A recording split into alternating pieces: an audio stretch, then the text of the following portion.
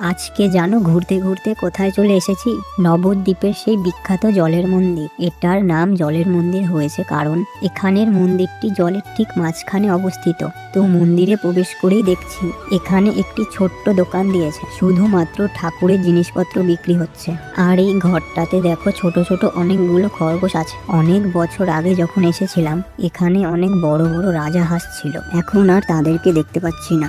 আর এই বুনুটা দেখো খরগোশগুলোকে ঘাস পাতা খাইয়ে দিচ্ছিল, আর এদিকে হরিণগুলোকে সবজি খাওয়াচ্ছিল। নবদ্বীপে ঘুরতে আসা কিছু পর্যটক। আর এদিকে তোমাদের মেন জিনিসটা দেখাতেই ভুলে গেছি, যেটার জন্য এখানে আসা। এই যে সেই জলের মাঝে মন্দির, এই যে ছোট নৌকাটা দেখছো, এটাতে করে মন্দিরে গিয়ে পুজো দেওয়া হয়। আর এই দেখো এই জায়গাতে আগে অনেক বড় বড় উট ছিল, এখন দেখছি একটাও নেই।